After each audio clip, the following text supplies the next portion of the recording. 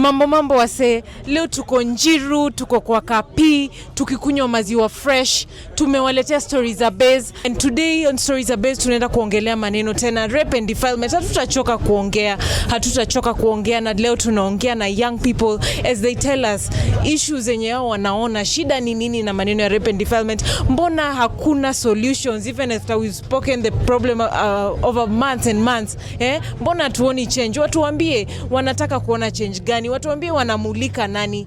Kujeni tuongei maneno. Let us not be afraid, because the problem, if it's not addressed today, it is going to keep eating up our society as the days go on. I'll allow each and every one of them to introduce themselves.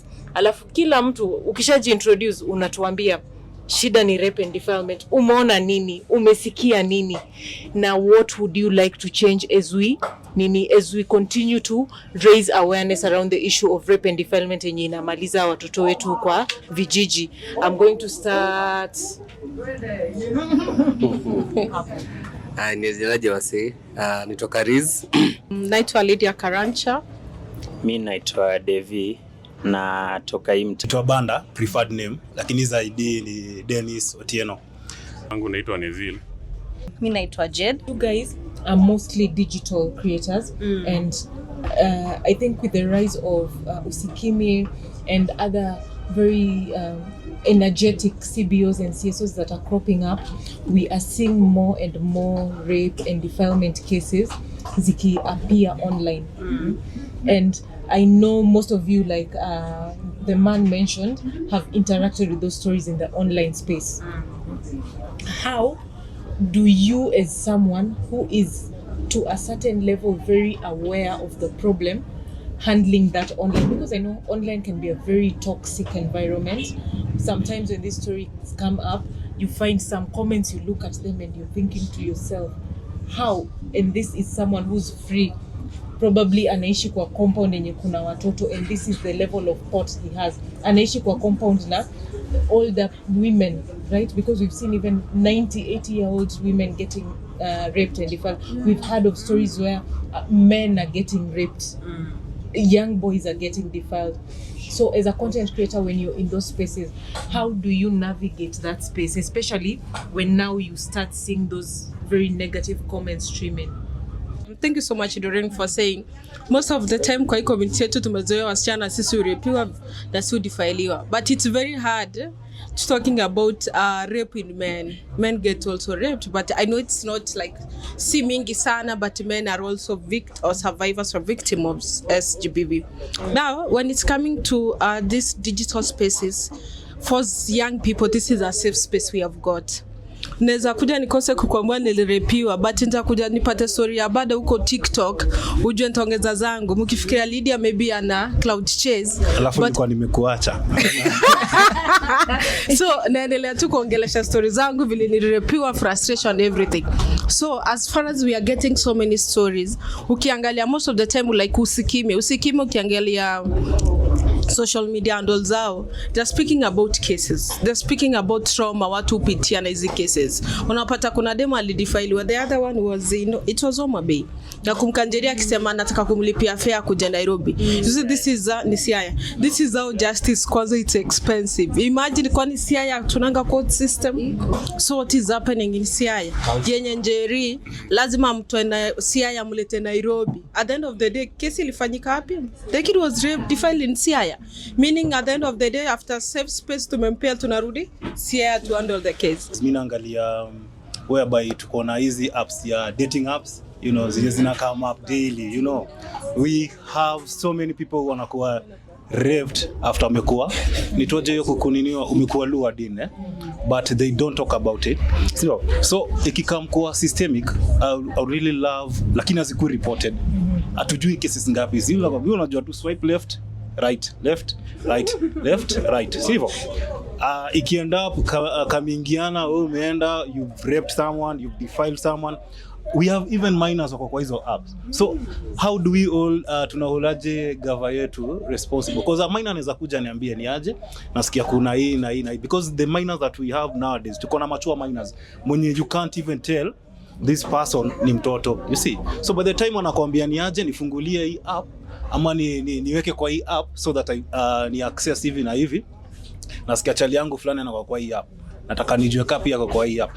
Inaanza hivyo very innocently, innocently, but as time progresses anakuwa lure to someone, ameenda hapo amekuwa rape, but because ajui anaweza reportaje. You see, tukikam back kwa systemic, if tunaweza pata a way whereby if maybe let's say I'm going out with Karis, so then God forbid something happened in terms of whether I'm being defiled or I'm being raped, then how do I report from that your platform? How do I report? You see, digital inaanzia pia hapo. As much as utapiga kelele on other platforms and having other organizations as in bring out their voices, still kuna so many things has to be done when it comes to systemic. I'll speak on the perspective of X as an app where survivors can come and then share their stories and their experiences. But personally, I think our social media apps like X and TikTok and Facebook, they are not yet safe spaces for survivors. Like social media is very diverse. We have rapists there, we have defilers, we have people who you can reach to as safe spaces. So everyone is there.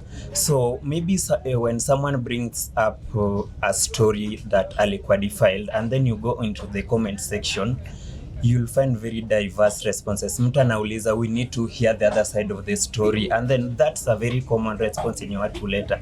So this guy is telling you that nilikuwa raped, nilikuwa defilement, but then you still want to hear the perspective of the defiler. So I think wanasemanga most of the narrative changes take place in the comment section of a post, but when you go into the comment section, it's like very toxic. So I think we need to do more. We need to bring up these stories. We need to educate people on social media. Hii maneno ya justice system yetu imetufail, imekuwa ni wimbo tumeimba since kitambo.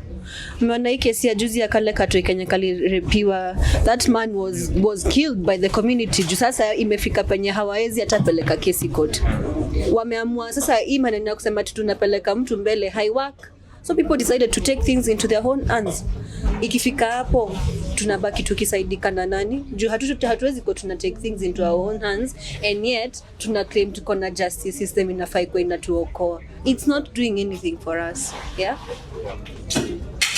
Yeah, so for me in terms of what I really do on social media in terms of advocating and giving information, for me nimeona social media imework best in terms of hata kusaidia wase in terms of their mental health, because si watu wengi are having that courage to go and report, and in these cases unaambiwa for you to kwenda na kesi mbele in terms of rape, you have to have evidence. Mtu ali experience rape last year, anatoa evidence wapi? Na hiyo kitu imekuwa kimsumbua for the longest time. So I think akiona story kama hizi happening on social media, and I get courage in terms of to speak out, even to as much as justice inaweza kosa kupatikana, but umehelp mtu in terms of mental health. So for me kuna kitu moja huwa tunasaungu, molestation. Hiyo ni act inaweza happen na it's somehow non-penetrative rape, ile kushukua vibaya and all that kind of stuff, because mimi ni happen nikiwa mdogo actually with maid wetu, because sikuwa najua what's really happening, na mimi kama mtoi I don't have a way to concern and all that. Nika grow up knowing that was something bad na ilikuwa ina affect, but again mimi ni mtoi, nitaambia nani? You cannot tell your parent, you cannot tell your friends or anything. But kwanza kuona story kama hizi wasi wakiongelelea, nikajua there's a hope, as much as najua hiyo justice itapatikana, but in my terms of mental health nimesaidika.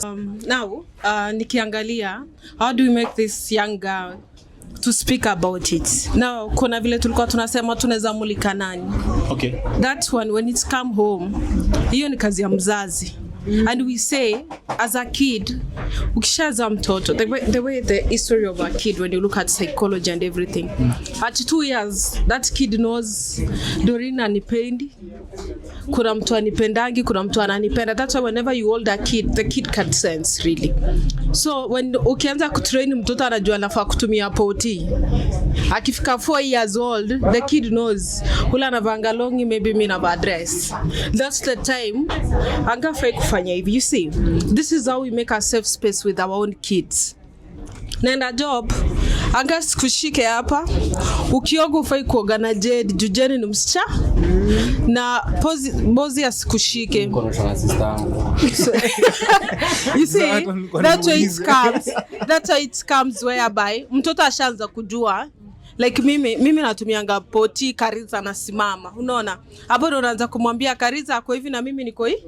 Nikienda job, si anga amebaki home. Mtu akikushika mali anafaa kushika, you're telling this kid and then you have to be open. Unaona kisusu. Mtu asikushike hapo. So that's how it's come. Na akikushika uniambi, na sitamwambia. So that's how it's come. You trying to get these kids closely. You are trying to make a safe space for these kids. Because huyo mbochi wako si anakanga hizo siku 6 kwa nyumba. Alafu unamwambia Sunday peke yake ndiye yako. Katoto kako kijana sikako kazuri. That's how you get our kids are going. And then mtoto maid amekuja na baya mtoto sweetie. Maid anaambianga mtoto si mami alisema usikulange sausage, simu kuletea. So nataka unifanyie hii.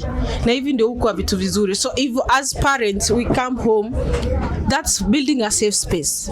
And then that safe space usingoje mtoto afike miaka 10. That's too far. Watoto wa 3 years they get defiled. Mtoto anapewa sweetie where I come from. Mtoto alipewa sweetie ya 10 bob. Mtoto alidifailiwa, akauliwa, akarwekwa kwa suitcase, akapelekwa reli. Tulienda kuokotea mtoto hivyo. So a 3-year-old kid knows ufai kunipea sweetie nikitembea. So mbona usiambie mtoto angasi kushike saa hiyo. And then most of the time tumepatanga wazazi sisi huambia watoto wa dem.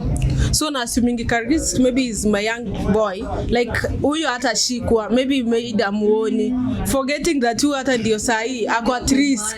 Si huyo maid yangu nampea ruhusa Sunday niko na mtoto wangu, that's the only time I get to this kid. Hiyo siku zote maid ananioshia Karis and everything ni Karis. You see, huyo maid ndiye anafanya. So there's so many chances. If I never created a safe space for my own kid, even ndio tunapatanga watoto wameharibiwa. And that's how people start normalizing violence. Hata Karis akigrow up, hakuje Lydia maybe tumekutana na yeye nikamwambia mimi I don't want. Si alisha normalize. Si lazima Lydia utake. Ni mimi nikiamua ni hivyo na hivyo. So if our parents, the first people when we grow up, wazazi wamulike. Tumulike wazazi. Kuna song tumeimba wamekataa kutusikia. Wa introduce sex education shule. Tunashindanga tukisema kuna information unafaa kupatia mtu akigrow. Mzazi Yesu utampatia nyumbani. Akienda shule hakuna mtu anamuongelesha hizi maneno. Mwalimu wa life skills atamfunza saa ngapi? Anamfunza kujua kujisimamia ama atamfunza kujua afai kuguzwa? Kuna vitu mtu yeye anafuata na afunze shule. Ikifika ni hii reproductive class. Unakumbuka mkiambiwa ati wale wenye wako na mwili kubwa mkuje msimame pale mbele ati nyinyi ndio mtakuwa example ya the whole class of the differences between a girl and hiyo club hiyo lesson ilini messing vibaya sana. But this is one thing that we really need to insist on. Hatuwezi sema ati ni makosa ya mzazi ama ni makosa ya shule. Mzazi yes anaweza kakosa kufanya nyumbani, but if the school inaweza kashika penye mzazi amelemewa na community pia ishikilie penye mzazi amelemewa, mtoi hawezi kapotea venye wanapotea. Juu saa hizi zile cases zenye ziko mingi za watoi kushika mimba ni hiyo rika yenye unasema ya miaka 12, 13, 15 ndio wako na mimba. Ati ndio ameenda amewekwa na bwana kwa nyumba. How do you marry a 15-year-old? Someone who's meant to be in school. Mentality yako as a grown up na mentality ya mtoto wewe unaona zikirai anywhere kweli? Huu ni mtoto anafaa kukua kwa mzazi. Mzazi ndio yeye amesema ati juu ni mtoto na familia tumeshindwa kujisimamia, wacha tumpatie bwana ndio bwana asaidie nini? Asaidie familia. What the hell is that? Why would you use your child as a bargaining chip ati to support your family? Mtoi haku decide kukuja kwa hiyo familia. Wewe kama mzazi ni wewe uliamua kupata mtoto. So kazi ni kwa mzazi, kwa security ya hiyo community, kwa community yenyewe na shule and everyone who is in that child's life. Now the thing is people want to kushughulika na yenye ni yake. Kama haijafika kwa mlango yangu hainihusu. Exactly. Kama haijafika kwangu hainihusu. Ile siku itafika kwako ndio utaanza kutafuta hiyo community yenye unaignore saa hizi. Sasa thank you very much guys for your breakdown. What nimepata from all this comprehensive sexuality education age appropriate, right? Kwa sababu watoto at 3 years. Mwingine nilisikia hata months. Baba amedefile months old child. Kwanza na alikuwa wapi? Even makes no sense. Lakini kuna mtu ati anataka kama search. No, I don't know is mentally the rate at which inaitwaje child child pornography inakuwa consumed East Africa nimeambia ni 30%. Na hakuna kitu mbaya kama you cannot tell someone and go through something in terms of addiction. So kuna root cause, kuna hiyo bado ni root cause. Juu ya uioni. I feel like technology inaprove kukua double-edged sword. Yes. On one hand, we want to be able to protect some of the very important data to Yes. but on the other hand, infringes some other people's rights. Infringe on especially people who are not able to protect themselves, children, those vulnerable communities. Then what? I think unadhani tunaweza fika in a situation where, like I know in the States, sijui kama ni movie was inatubeba, si unaonanga saa zingine when they want to go for this very they want to go for guys kutaka kuwaeka ndani, wanaendanga wanaangalia kompyuta zao and then ni child porn ndo inawashika, wanajua tu wakipatikana na hiyo then it's over for them. So maybe ni systemic tu zetu ziko aligned as like is infringe on someone's privacy, but at the same time like kama ni wewe ndo tunakushuku tunakukuta, unaona venye like states venye inakuaga, kama ni wewe ndo tunakushuku tunakukuta all trail down. Unapata mtu amemolestiwa, unapata wanaume for example kipost kitu kama hiyo, ama tukipata situation kama hiyo kwa social media, unapata wanaume hapo kwa comments wanasema I wish ingekuwa mimi, wewe kijana umebahatika. Bila sana nasema vitu yenye tunaonanga. Wanaume hivyo ndivyo wanasemanga hapo kwa comments. Unasema I wish ingekuwa mimi, ni sawa kijana umebahatika, vitu kama hizo. Tuache kunormalize kitu kama hiyo, tumeifanya ikakuwa normal. Sasa tuachane na hiyo mambo.